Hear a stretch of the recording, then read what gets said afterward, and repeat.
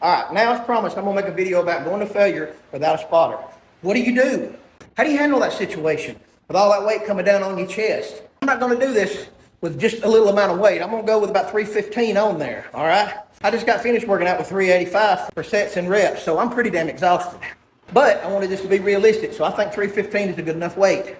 If you're by yourself, an old school method, anybody can tell you is don't put clamps on the end. That way you can kind of rock it and dump some weight, okay? I've seen it where there's situations that you don't have that option. You'll have a wall that's too close to you. There'll be a machine in the gym that's too close. And if that's the case, you need to talk to the people that run that gym, tell them to get their shit together. You need a safe distance around the equipment you're working with, all right? I'm not gonna show you how to dump the weight because anybody should know how to dump the weight. You know what I mean? That's pretty self-explanatory. I'm gonna show you how to do it when you ain't got no choice but to either sink or swim, okay? All right, so I wanted to get the best angle, so I got my brother Dan over here videoing. First of all, 9 times out of 10, it's already going to be on your chest by the time you realize you can't get it. So I'm going to try to demonstrate that. All right? Whatever you do, don't panic. Never let it go this way. Always let it go this way. All right? Let me show you.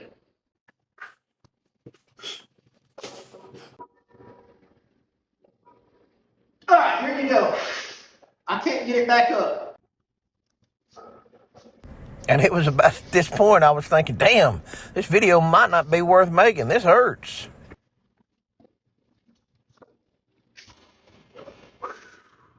That hurt like hell. But you got to roll it down. Okay, get it down here, you can be fine. Okay? All right, as you can see, that ain't easy. It's not easy. I never said it was going to be easy.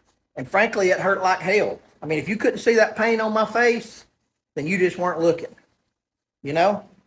But I ain't dead. And I wanted to do it with heavy weight to show you that it could be done. But it would not be. My brother made a good point. Practice that stuff with the bar. Practice it with 135 pounds. Practice it with 185, 200 pounds. Practice it a little bit if you're so inclined to work out alone, okay? My abs are going to be sore as shit tomorrow. I can go ahead and promise you that. When I got it down to my waist, that was really painful. Now, if you'll notice, I was in the power rack.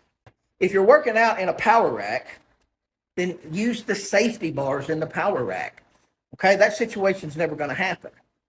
If I was smart, I would have set up outside the power rack and been able to show you that you can roll it down on top of your quads and actually stand up. But where the bench bar was, it was hitting these bars right here.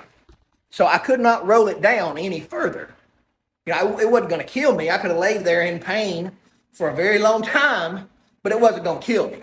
But I couldn't raise up either because it was right there on those muscles, and it just hurt too bad to raise up. You know, I've had 2 hernia surgeries right here, and I wouldn't go chance it just for this video.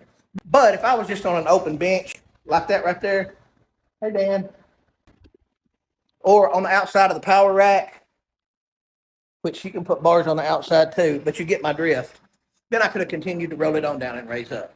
Listen, it's going to hurt, but you're alive and eating supper with your kids that night. You know what I mean?